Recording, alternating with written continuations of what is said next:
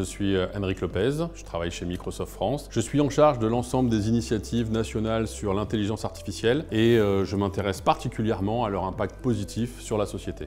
Alors ça fait 2 ans qu'on a ChatGPT dans nos vies. Cette intelligence artificielle générative est en train de bouleverser, c'est une nouvelle révolution. Ça pose un certain nombre de questions, et bien c'est l'objectif de ces masterclass de s'interroger sur l'intelligence artificielle dans notre quotidien et sur des enjeux particuliers. Et on va se concentrer aujourd'hui sur les médias et la démocratie. Forcément, on va donc s'interroger sur l'information, sur les deepfakes, sur le travail de l'intelligence artificielle au service des professionnels, mais également l'enjeu citoyen, parce qu'on est effectivement tous concernés, surtout quand on parle de processus démocratiques. Si on est convaincu chez Microsoft que l'intelligence artificielle va permettre d'amplifier notre ingéniosité, on a envie de partager avec vous la manière de dissiper les peurs autour de l'IA en se posant les bonnes questions, en regardant comment elle apporte des réponses. Alors je vous propose de tout de suite plonger sur ces sujets d'information, de médias et de démocratie. L'intelligence artificielle générative, si elle nous permet de créer du contenu, en l'occurrence du texte, des images, des vidéos, elle peut être malheureusement détournée. Vous avez certainement déjà vu ce que l'on appelle des deepfakes. Ça peut être effectivement des images, des vidéos où on a changé la voix, les paroles, le contexte, quelque part créer du contenu qui va favoriser de la désinformation. Alors on peut se poser la question, est-ce que l'on peut lutter contre cette désinformation, contre ces fameux deepfakes, et y a-t-il une réponse technologique en face de cela? Alors oui, il existe des réponses très concrètes pour lutter contre les deepfakes. Déjà, être capable d'identifier que c'en est un. Comment faire? Eh bien, si l'IA générative permet de détecter le deepfake, la même technologie qui permet de le créer, on peut insérer dans ces contenus une sorte de filigrane, une sorte de carte d'identité qui va nous permettre de savoir si ce contenu a été modifié et quelle en est sa source. Cette carte d'identité, aujourd'hui, c'est presque une norme et c'est un ensemble d'acteurs, une coalition qui se sont regroupés à l'initiative de Microsoft, de la BBC, d'Adobe. L'ensemble de ces acteurs se sont regroupés dans la coalition qui s'appelle c2pa.org et qui permet d'assurer que ces contenus vont bien disposer de ce filigrane et de cette carte d'identité. L'autre dimension sur laquelle la technologie peut apporter une réponse, c'est de connaître si la source est une source crédible, si c'est une source fiable, notamment sur l'information. Et là, j'aurais envie de vous donner l'exemple de NewsGuard, une start-up qui permet d'identifier sur 9 critères plus de 7000 sources d'informations. Aujourd'hui, Microsoft travaille avec NewsGuard et vous permet d'installer par exemple un plugin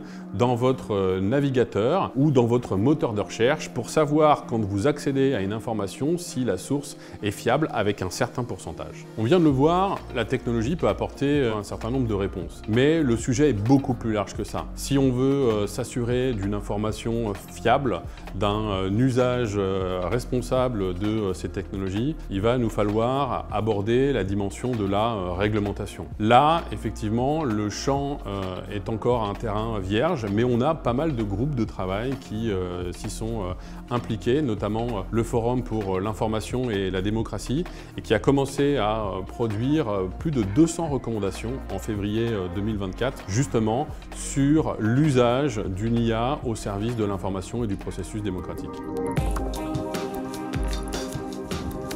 Dans cette lutte contre la désinformation, bien évidemment, les médias ont un rôle clé. Ce sont les garde-fous de la démocratie, ce sont eux qui sont à l'origine d'une information de qualité. On peut donc s'interroger sur le rapport des médias à l'intelligence artificielle et leur usage de l'intelligence artificielle. Tout le monde a en tête que l'intelligence artificielle générative va se confronter au métier du journaliste et va bouleverser les médias. Eh bien, force est de constater que non, l'IA est une opportunité justement pour ces métiers et ces professionnels. Aujourd'hui, des pionniers comme Le Monde qui ont intégré l'IA notamment au service de leur contenu pour leur matinale, quand on regarde le média Brut, quand on regarde l'Est républicain, tous ont intégré des usages de l'IA générative au service des journalistes, au service de la rédaction, que ce soit pour résumer, que ce soit pour adresser de nouvelles audiences avec de la traduction dans d'autres langues.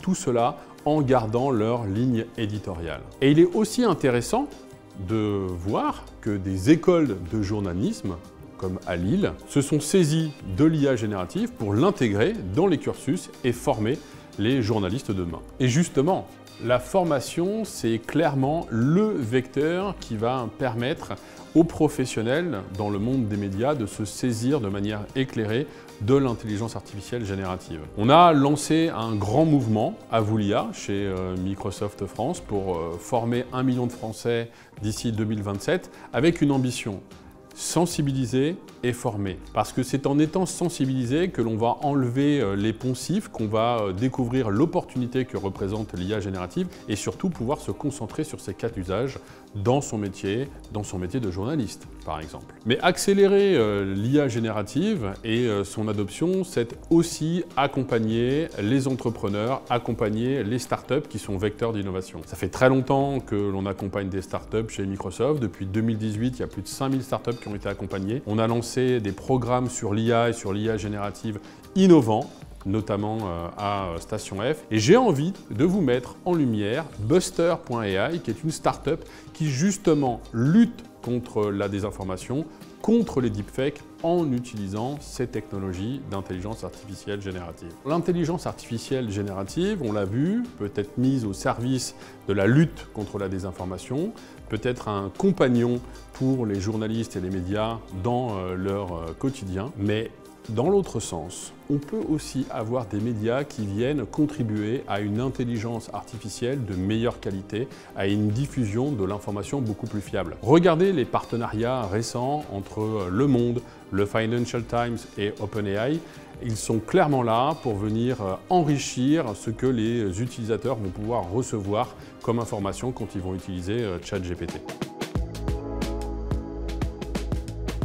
Alors si on a une intelligence artificielle maintenant qui fournit une information plus fiable, qui permet également de dépister la désinformation, est-ce qu'on peut la mettre au service de la démocratie et du processus démocratique? Pour être garant de processus démocratique et d'une information de qualité diffusée par les bons canaux, il faut clairement redonner un avantage concurrentiel aux journalistes qui font ce travail face au contenu frauduleux. C'est tout ce qu'essaye de faire la Journalism Trust Initiative que nous soutenons chez Microsoft en créant une norme, une sorte d'ISO avec un certain nombre d'experts. Il y a déjà plus de 1000 médias dans 80 pays qui ont adopté cette norme et qui mettent en avant justement les contenus de qualité et le travail de qualité des journalistes. Préserver le processus démocratique, c'est aussi accompagner les citoyens dans l'accès à cette information de qualité en provenance de sources fiables. Et le faire dès le plus jeune âge est extrêmement important. On voit des initiatives comme le News Literacy Project qui aident les jeunes à mieux comprendre les sources d'information avec des outils, à accéder à cette information. NewsGuard, dont on parlait tout à l'heure, dont on a fait un Search Coach intégré à Teams, sont des projets qui permettent à ces jeunes citoyens d'apprendre justement à aiguiser leur esprit critique sur le sujet de l'information. Et dans la continuité de l'accompagnement de la jeunesse, nous nous sommes associés à Sciences Po, l'OTAN et l'association Make.org dans une consultation de plusieurs pays, dont la France, autour d'une question: comment utiliser les nouvelles technologies pour lutter contre la désinformation. Le processus démocratique va aussi devoir être préservé en s'attaquant directement aux campagnes de désinformation. Et là, un enjeu clé, c'est de mettre l'ensemble des acteurs de la tech, justement, à y contribuer. On a vu en mars dernier la signature du Tech Accord, qui voit 20 grands acteurs de la tech, dont Microsoft, mettre en place des outils pour lutter contre ces campagnes de désinformation. Lutter, c'est-à-dire identifier, détecter, arrêter ces campagnes, ces contenus et surtout apporter de la transparence aux citoyens. Ces acteurs de la tech étant aussi bien ceux qui produisent l'IA générative et les technologies d'IA générative que les plateformes qui diffusent l'information. Avoir une réponse des acteurs de la tech ou de la technologie en elle-même n'est pas suffisant. Les enjeux sont beaucoup plus larges et ils sont au cœur des préoccupations des états généraux de l'information. Comment concevoir un espace médiatique, numérique, meilleur? Eh bien clairement, c'est en faisant travailler des citoyens, des chercheurs, des professionnels pour repenser et retisser des liens plus forts entre les sociétés, les citoyens, l'espace de l'information et la démocratie. J'ai pris beaucoup de plaisir à partager avec vous sur ce sujet IA, médias et démocratie. J'espère que ça vous aura donné quelques clés de lecture, quelques initiatives que vous aurez envie d'approfondir. Vous avez vu un certain nombre de liens. On est preneur de vos retours, de vos suggestions, de vos commentaires. Je vous invite à utiliser les réseaux sociaux et puis je vous invite à nous retrouver pour la prochaine masterclass.